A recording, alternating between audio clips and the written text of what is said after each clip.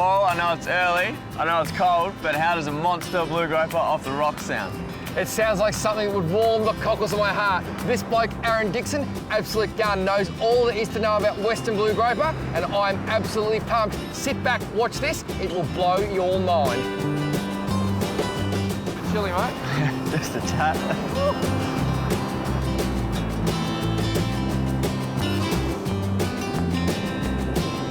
So Aaron, how long is the walk today, mate? It's about an hour, but it's not as big as some of the other walks that we do. What's the longest walk you do? Now 15k return, so today we're going to take it easy on you. Yeah, thanks. I think we need that.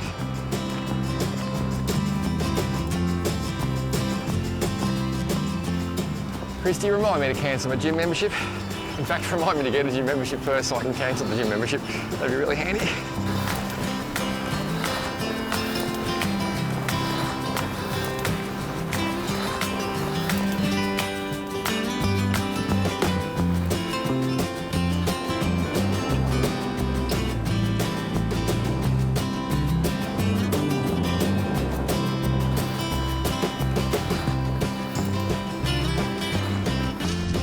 Nothing worth achieving ever come easy, people.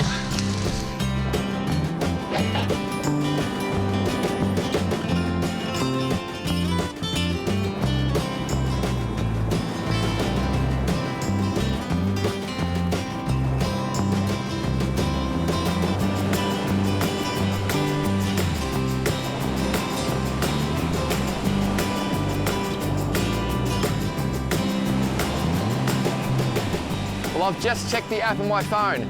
After walking 3.75 kilometres over 42 flights of stairs, we have finally arrived and it's almost time to fish.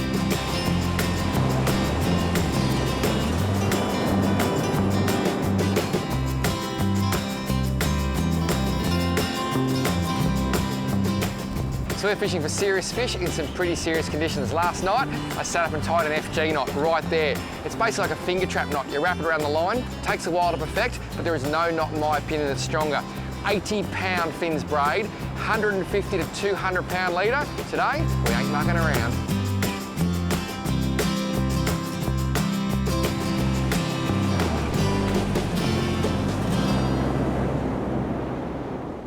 As with any fishing situation or outdoor activity, safety is always the most important thing. We were going to fish another ledge behind us, but it just didn't look right, so we've come to a calmer bay, life jackets on, got the proper footwear, we've had a good look, we're ready to fish.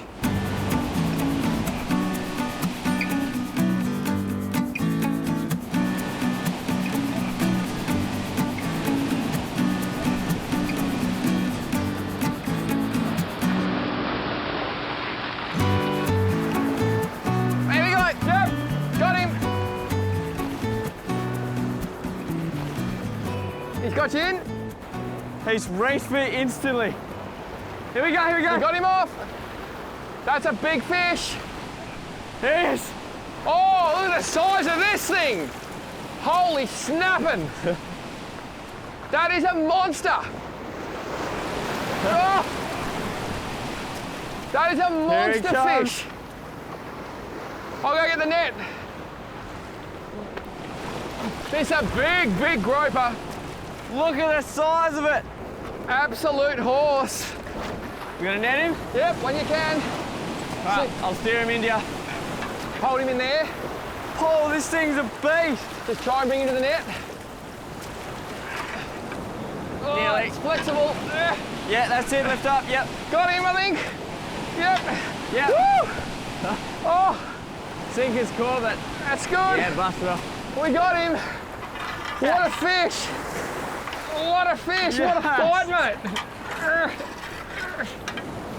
That is the big blue groper we came for.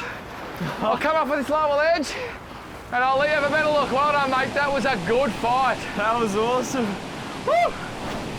Well, this fish is why we just walked so far. Western blue groper. Now, this is your specialty, isn't it, mate? Yep, blue groper. Why do you love them so much? Oh, they're such a special fish and they're just such hard fighters. They go nuts. How's the lips on this thing? Those massive canine teeth. You got a Western blue groper and you got an Eastern blue groper. They were separated way back in the Ice Age. These fish live in a harem, 1 male, 5 or 6 females. The male's big and blue, the girls are all brown. If he happens to die or move on, the biggest female then becomes the male, turns blue. Mate, how's the power of these things? Oh, absolute beast. Now, they're obviously a fairly tough fish. Yeah, real tough fish. Big paddle tail on them. Usually a quick fighter and they go straight back in. Beautiful, let's get this hook out, get this fish back. That's why you go fishing with the Dixon boys. So we spent plenty of time reviving this fish. As soon as you see the wave you want to put him in on, mate, go for it. It's all about waiting for that right wave. You want the fish to have plenty of water when he swims away. There's one coming through now, mate. That's a good one. When you're ready. Beautiful, there he goes. Because we're fishing off the rocks today, burley's probably even more important than it would be in any other fishing situation. We want to bring the fish to us because we really can't go to them. What I've got here is a burley I've made out of crabs that I've found in the rock crevices here, and sand and dirt. The idea behind the sand and dirt is you crush the crabs up, add the sand and dirt, gives you bulk, the crab smell goes into that, and you basically double, triple your burley without having to use too many crabs. Throw this in the water, works an absolute treat.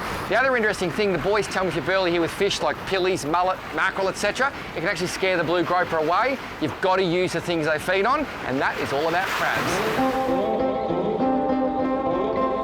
So these crabs, pretty simple to put on. Hook straight through the back of the shell, out the front, and then what a good little tip to do is try and get a few legs on that hook as well, because those legs give it plenty of support. So one, and then there's a second leg as we spin that around. There we go. And the legs are actually what holds it on nice and tight, and that'll stop that crab coming off.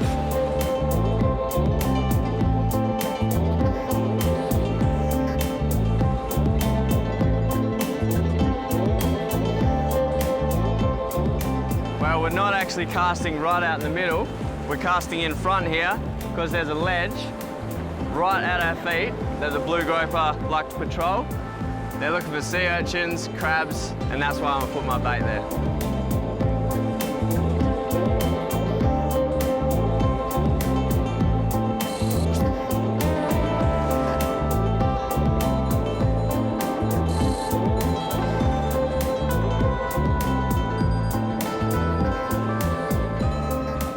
Such a beautiful bay here.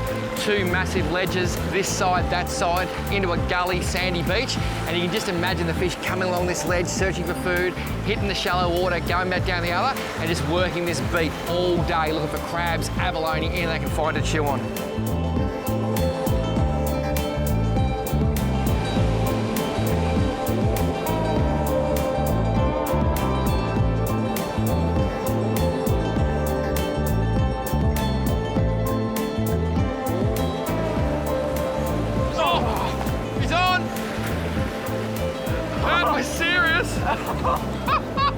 Oh, he's reefing again!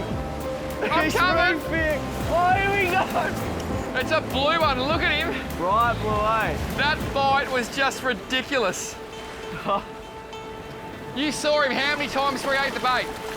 Yeah, 3 times, swam around it. That is epic. Just lift that rod tip up, mate, and I'll try and get the leader for you. Yep.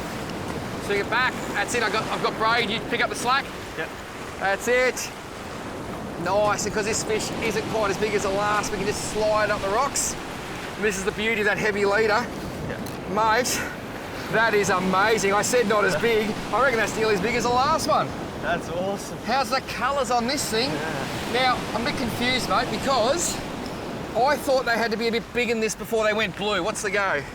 So he must be the biggest fish in the area. Yep. Because he's bright blue, so he'll be the male, the dominant male. So you're telling me off this ledge there's probably no bigger fish at the moment? Yeah, I reckon so. That is amazing. Now, you saw a fish swim around? Yep. Was it this fish? Nah, it was a bright green one. So that is amazing. We've got a whole harem of these beautiful fish at our feet. They are just the most epic creatures. And with that paddle tail, the way his rod buckled, I saw the bites you yelled out, the way his rod buckled, OMG, oh my groper. We take an extremely small percentage of the fish we catch home to eat, particularly when you're rock fishing. Imagine carrying that thing all the way over those hills and beaches. So it's so important to look after your catch and make sure it goes back well. And on the rocks, that isn't always easy. We found this beautiful little rock pool. It's being ventilated by salt water coming in. We've got the fish sitting there. We're gonna leave him until he's breathing really well, super strong. And then we're gonna find the best little place to pop him in. This fish is going back strong to smash a heap of crabs in the future. Paul, it's a cracking fish. It's time to go back. Absolutely, throw him back, mate, when you're ready. It's all about waiting for the right wave. I've got you too, by the way, and here comes a bit of a surge. And when that right wave comes in, take your time. It'll be perfect because the fish will get good cover to disappear too. Yep. That's it, you're ready. Well done, beautiful, and he's away. I've got you. As I said, it's all about safety. It's all about the safety of the fish as well. We really want to look after them. We love these things. That's why we come to these places. That's why we work so hard to catch them. I cannot believe two of the biggest, most incredible blue fish I've ever seen in my life, and we're not even at the good spot yet. It's hard to believe we walked all this way today and we did not bring one skerrick of bait with us. It's all about gathering the bait yourself on the rocks. These are rock crabs. They come in a lot of different colours. There's purples, there's oranges, there's reds. Just look in the crevices, anywhere a crab might hide, grab them, and then like to spike them straight through the back there so not any pain, and they make sensational bait for these groper. This is like, how'd you put it? This is like lobster to people.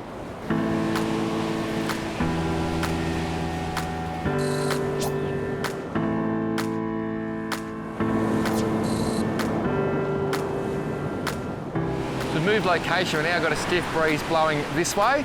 So rather than holding my rod in this direction, I'm actually holding it back this way with the breeze. It creates a nice arc, but I still have the ability to keep the line fairly tight. And by pulling my rod to the left, I can tighten it quite easily. So I've always got direct contact with the bait.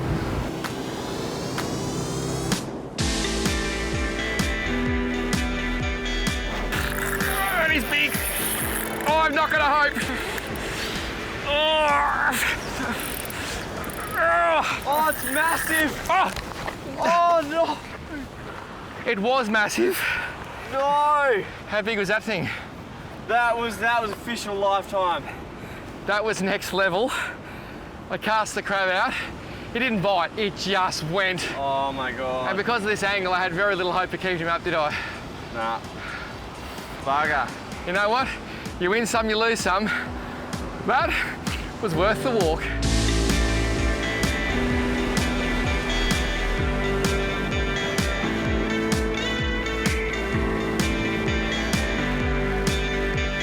This thing's a monster! I'm gonna try and hold you. How big? Oh. He's got you? He's got me in the reef. How big are these things, mate? Oh, bloody monstrous. Now, what do you do when this happens? Do you back it off? Back it off, in case he tries to run. Yep. And just, oh, there he is. There he is, yeah, he's back. See, and he'll run out. And he's come out. And he's run out now. And you got him up. And you slowly just pull him through it, but have your line, have it really loose. Yep, so we can take it through. Yep. And This is crazy. We got the gaff coming in, we're gonna need it. Okay, mate, thank you. So Chris is coming with the gaff. Is this fish free at the moment or not? Nah, he's in there. I've got heavy leader, so yep. It might be right. Here we go, He's out. This is crazy. We've literally fished this new location for 5 minutes. We've had 3 casts, and you've got him up, mate. You might have beat this fish. Here we go. He's on the edge. How big is he? There he is. Oh, beautiful. Now, oh, come back this way. He's gone over there. You're right. Here we go, mate. Wait for the surge.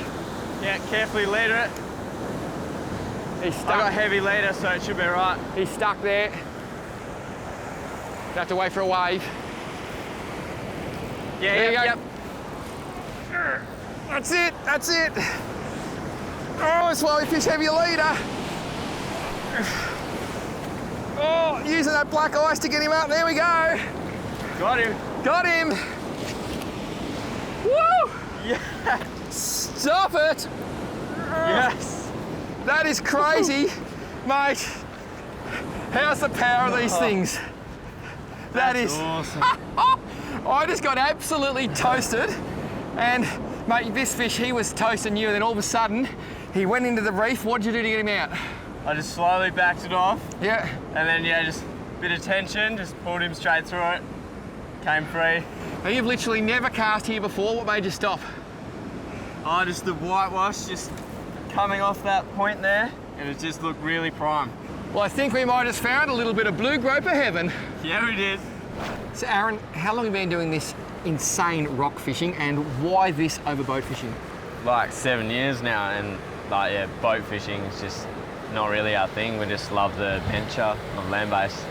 all about getting out there and trying something different. Now, I assume you've had some catches that would literally blow people's minds over the years. I saw something about a mako shark you caught off the rocks. Is that true? Yep, I got a mako shark. It was massive. And it was amazing. That is crazy. Mako shark off the rocks. What about in WA you call them pink snapper, and home I just call them snapper. Is it true that you've got a fish that nudged the metre mark land-based? Yep, 95 centimetres of pink snapper on a shore jig.